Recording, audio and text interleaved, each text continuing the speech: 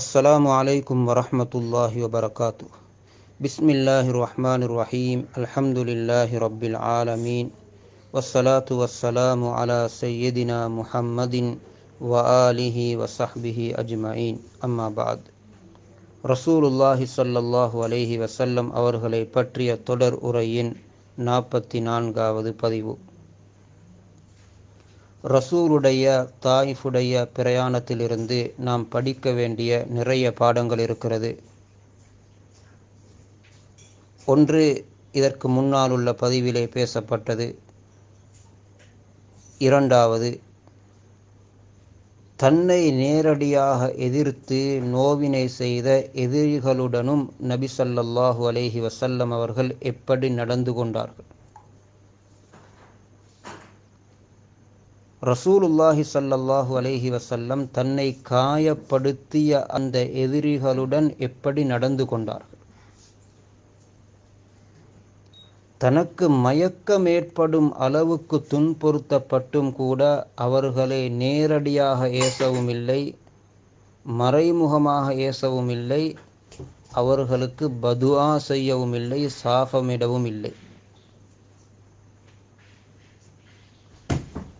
மக்காவிற்கு வந்தும் அவர்களை பற்றி குறை சொல்லவில்லை, திரும்பி வரும் பொழுதும் அவர்களுக்கு பதுவா செய்யவில்லை. அன்று ரசூலுல்லாஹி ஸல்லல்லாஹு அலைஹி வஸல்லம் கையை தூக்கி யா அல்லாஹ் இவர்களை அழித்து விடு என்று சொல்லியிருந்தால் உடனடியாக தண்டனை இறங்கியிருக்கும்.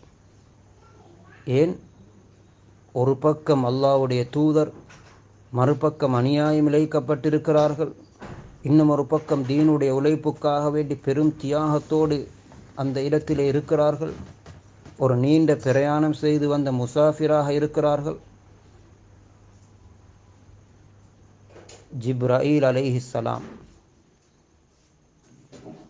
நேரடியாக வந்து மலைகளுக்கு பொறுப்பான அந்த மலக்கையும் அழைத்து கொண்டு வந்து, நீங்கள் சொன்னால் இந்த 2 மலைகளையும் ஒன்று சேர்த்து இவர்கள் அனைவரையும் அழித்து விடலாம் என்று கேட்ட பொழுதும் ரசூலுல்லாஹி ஸல்லல்லாஹு அலைஹி வஸல்லம் சொன்ன பதில், வேண்டாம், இவர்கள் ஏற்றுக்கொள்ளாவிட்டாலும் இவர்களுடைய சந்ததிகளில் இருந்து இந்த தீனை ஏற்றுக்கொள்ளக்கூடியவர்கள் உருவாகுவார்கள். இதிலிருந்து ஒரு பாடம் நாம் படிக்க வேண்டும். எப்பொழுதும் நாம் எங்களை எதிர்த்து எங்களுக்கு விரோதமாக நடக்கக்கூடியவர்களுக்கும் நேர்வழிக்காக வேண்டி துஆ செய்ய வேண்டும். அவர்களோடும் பண்போடும் முறையாகவும் நாகரிகமாகவும் நடந்து கொள்ள வேண்டும். சிறந்த பண்பாடுகளையே அவர்களுக்கு நாம் காட்ட வேண்டும். அவர்கள் நேரடியாக எங்களை எதிர்க்கலாம், குர்ஆனுக்கு ஏசலாம், மிகவும் எங்களை காயப்படுத்தக்கூடிய வார்த்தைகளை எல்லாம் மொழியலாம். ஆனாலும் நாங்கள் அதே போன்ற அந்த முறையில் அவர்களை முன்னோக்குவது எங்களுக்கு நபி ஸல்லல்லாஹு அலைஹி வஸல்லம் படித்து தந்த முறை அல்ல, காட்டி தந்த முறை அல்ல. நாகரீகமாக சிறந்த பண்பாட்டுடன் நடந்து கொள்வதைத்தான் எங்களுக்கு ரசூலுல்லாஹி ஸல்லல்லாஹு அலைஹி வஸல்லம் தன்னுடைய வாழ்க்கையாலும் தன்னுடைய சொல்லாலும் செயல்களாலும் படித்து தந்திருக்கிறார்கள். இதை தாயிஃபுடைய இந்த நிகழ்விலிருந்து ஒரு பாடமாக நாம் எடுத்துக்கொள்வோம். இரண்டாவது, ரசூலுல்லாஹி ஸல்லல்லாஹு அலைஹி வஸல்லம் சொன்னார்களே, இவர்களுடைய பரம்பரையிலிருந்து என்னுடைய தீனை எடுக்கக்கூடியவர்கள் வருவார்கள் என்று. அப்படி நடந்தது. உலமாக்கள் குறிப்பிடும் பொழுது, மக்காவிற்கு வெளியிலே, குறிப்பாக ஹிந்துஸ்தான், பாகிஸ்தான் போன்ற நாடுகளுக்கு இந்த உயர்ந்த தீன் வருவதற்கு, இஸ்லாம் வருவதற்கு காரணமாக இருந்தவர்கள் அந்த தாயிஃப் வாசிகளுடைய பரம்பரையிலிருந்து வந்த ஒருவர் தான். வரலாறிலே பிரபலியமான முஹம்மது இப்னுல் காசிம் அஸ்-ஸகஃபி. ஸகஃபி கிளையினர்கள், இவர்கள் தாயிஃப் வாசிகள். இவர்களுடைய பரம்பரை தொடரில் வந்தவர்கள்தான் முஹம்மது இப்னுல் காசிம் ரஹ்மத்துல்லாஹி அலைஹி. இவர்கள்தான் இந்தியா, பாகிஸ்தான் போன்ற நாடுகளுக்கு இஸ்லாம் தீன் வருவதற்கு காரணமாகியவர்கள். இவர்களுடைய அந்த வரலாறுகள், நீண்ட வரலாறுகள் இருக்கிறது.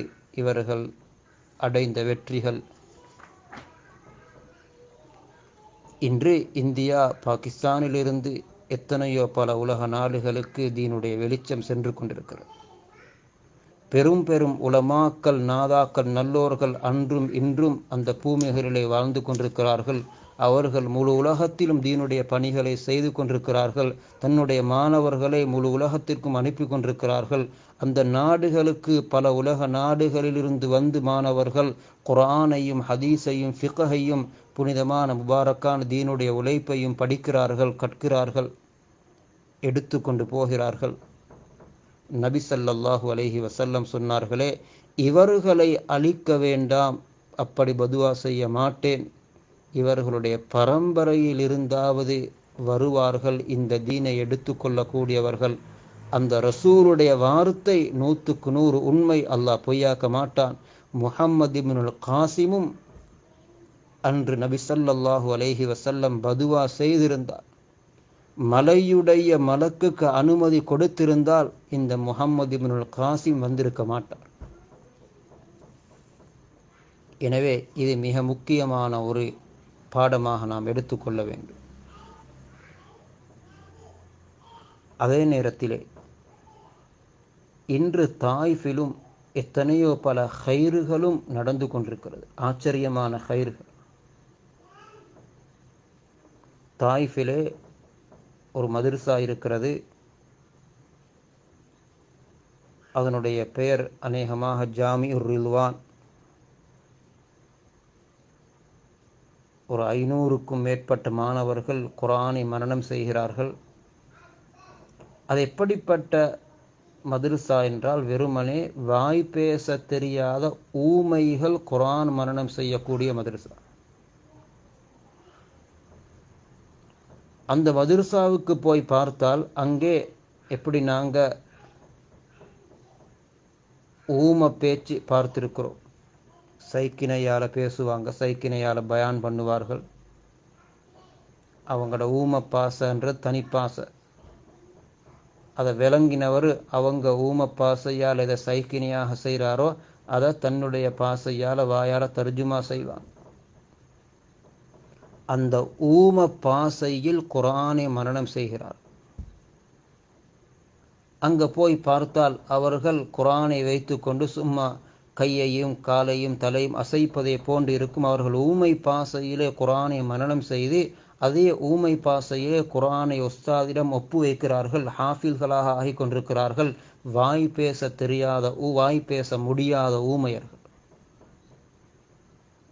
மனனம் செய்த குர்ஆனை எழுத்திலே எழுதுவார்கள். மனனமாக போதும் பொழுது எப்படி பேசும் பொழுது ஊமை பாசையிலே பேசுவார்களோ இதே போன்று குர்ஆனை ஊமை பாசையிலே மனனம் செய்கிறார்கள். உள்ளத்திலே குர்ஆன் இருக்கிறது. எப்படிப்பட்ட ஹைறுகள் இன்று அங்கே உண்டாகியிருக்கிறது. ரசூலுடைய முயற்சி ஸல்லல்லாஹு அலைஹி வஸல்லம். அன்று 60 மைல் தூரம் கால் நடையிலே போனார்கள், அடி வாங்கினார்கள் அவர்களிடம். இறுதி காலங்களில் ரயீசுல் முஃபஸ்ஸிரீன் இப்னு அப்பாஸ் ரலியல்லாஹு அன்ஹு போன்றவர்கள் அந்த பகுதியில் தான் வாழ்ந்து இருக்கிறார்கள். பெரிய பெரிய இஸ்லாமிய நூலகங்கள், புகாரி ஷரீஃபுக்கு மட்டும் எத்தனையோ பல விறுவிறை நூல்கள் தாயிஃபில் ஒரு மக்தபாவிலே, லைப்ரரியில் இருக்கிறது. இதுவெல்லாம் ரசூலுல்லாஹி ஸல்லல்லாஹு அலைஹி வஸல்லம் அவர்கள் அன்று செய்த தியாகத்தின் பின்னணி. அதே நேரத்திலே இன்னும் ஒரு படிப்பினைக்குரிய விடயமும் சொல்லப்படுவது பொருத்தமாக இருக்கும். சிலருடைய கருத்தின்படி தாயிஃபிலே ஒரு வைத்தியசாலை இருக்கிறது. ஹாஸ்பிட்டல் இருக்கிறது.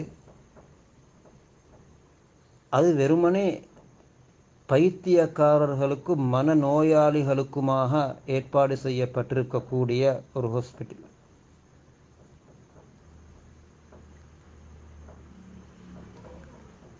சிலர் சொல்லுகிறார்கள், உலகத்திலே பைத்தியக்காரர்களுக்காக வேண்டி ஏற்பாடு செய்யப்பட்டிருக்கக்கூடிய வைத்தியசாலைகளில் மிகப்பெரிய வைத்தியசாலை தாயிஃபில் தான் இருக்கிறது. அங்கேதான் பயங்கரமான மனநோயாளிகளும் மிக மோசமான பைத்தியத்தினால் பீடிக்கப்பட்டவர்களும் இருக்கிறார்கள். அது ஒரு பகுதி. சிலர் காரணம் சொல்லும் பொழுது ரசூலுல்லாஹி ஸல்லல்லாஹு அலைஹி வஸல்லம் அவர்களை அன்று பைத்தியக்காரன் என்ற வார்த்தையின் மூலம் ஏசினார்கள். இவர் ஒரு மனநோயாளி என்ற அடிப்படையிலே பார்த்து அவர்களை நோவித்தார்கள். அதனுடைய பிரதிபலன்தான் அப்படி ஒரு நிலையும் அங்கே இப்பொழுதும் இருப்பது என்று சிலர் அதற்கு விளக்கமும் சொல்லுகிறார்கள். ஒரு பக்கம் ரசூலுல்லாஹி ஸல்லல்லாஹு அலைஹி வஸல்லம் அவர்களுடைய தியாகத்தின் பின்னணி, அவர்கள் பத்துஆ செய்யாமல் இருந்தது, துஆ செய்தது, எத்தனையோ பல ஹைறுகள் அந்த பகுதிகளிலே இன்றும் இருக்கிறது. மறுபக்கம் இப்படி ஒரு செய்தியும் இருக்கத்தான் செய்கிறது. இதிலிருந்து நாமும் பாடம் படிக்க வேண்டும். எனவே எங்களுடைய ஹபீப் முஹம்மது ஸல்லல்லாஹு அலைஹி வஸல்லம் நபித்துவம் கிடைத்து இப்பொழுது 10 வருடம். இதற்கிடையிலே பல தியாகங்கள், கஷ்டங்களுக்கு மத்தியில் விரல் விட்டு எண்ணப்படக்கூடிய ஒரு சாரார் தன்னை ஏற்றுக்கொண்டிருக்கிறார்கள். என்றாலும் துன்புறுத்தல்களும் தொல்லைகளும் தாங்க முடியவில்லை. மக்காக்கு வெளியிலாவது போய் இந்த தீனை சொல்லுவோம் என்று தாயிஃபுடைய பயணத்தை ஆரம்பித்தார்கள். அதிலும் அவர்களுக்கு பல கஷ்டங்கள் வந்தாலும் ஒவ்வொரு தியாகத்தின் பின்னணியிலும் இந்த தீன் உயர்ந்து கொண்டே போனது, இந்த ஹைர் வளர்ந்து கொண்டே இருந்தது. இந்த நூர் வெளிச்சம் ஒளி உலகத்தை நோக்கி அது கொஞ்சம் கொஞ்சம் கொஞ்சமாக அது விசாலமாகிக் கொண்டே இருந்தது. ரசூலுல்லாஹி ஸல்லல்லாஹு அலைஹி வஸல்லம் அவர்களும் நிராசையாகவில்லை. தன்னுடன் இருந்த தோழர்களையும் தைரியப்படுத்தி கொண்டு, உற்சாகப்படுத்தி கொண்டு, தன்னுடைய முயற்சியில் எடுத்த காலை முன்வைத்து கொண்டே இருந்தார்கள். ஒவ்வொரு கட்டத்திலும் அடுத்தடுத்த கட்டமாக ஒரு பக்கம் தடை வரும் பொழுது வேறெந்த அடிப்படையில் இந்த தீனுடைய உழைப்பை செய்யலாம், மக்களுக்கு தீனை கொண்டு போய் சேர்ப்பதற்கு வேறு என்ன வழி இருக்கிறது, இன்னும் என்ன முயற்சிகளை கையாளுவது என்று யோசித்து யோசித்து யோசித்து அதனுடைய முயற்சியில் முன்னேறி கொண்டு போனார்களே தவிர துன்பங்களும் துன்புறுத்தல்களும் ஏச்சு பேச்சுக்களும் அவர்களுடைய புனிதமான உழைப்புக்கு அவர்களுக்கு தடையாக இருக்கவில்லை என்பது மிகவும் குறிப்பிடத்தக்க விடயம். எனவே எங்களுடைய ஹபீப் முஹம்மது ஸல்லல்லாஹு அலைஹி வஸல்லம் அவர்களுடைய இந்த உயர்ந்த வாழ்க்கையை படிப்போம், கேட்போம், அன்னாரின் மீது உள்ளத்தினால் அன்பு வைப்போம், அவர்களை முடிந்த அளவு வாழ்க்கையிலே முழுமையாக பின்பற்றுவதற்கு முயற்சி செய்வோம், அன்னாரின் மீது அதிகம் அதிகம் ஸலவாத்து சொல்லுவோம். கியாமத்துடைய நாளிலே அன்னாருடன் சேர்ந்து இருக்க வேண்டும் என்ற உயர்ந்த பாக்கியத்தை அல்லாஹ்விடத்திலே தொடர்ந்து கேட்டுக்கொண்டே இருப்போம். அல்லாஹ் ஜல்ல சுப்ஹானஹு வ தஆலா எங்கள் எல்லோரையும் பொருந்திக் கொள்வானாக, ஏற்றுக்கொள்வானாக. ஸல்லல்லாஹு அலா முஹம்மத் ஸல்லல்லாஹு அலைஹி வஸல்லம். வ ஆகிர் தஅவானா அனில் ஹம்துலில்லாஹி ரப்பில் ஆலமீன். அஸ்ஸலாமு அலைக்கும் வ ரஹ்மத்துல்லாஹி வ பரகாத்துஹு.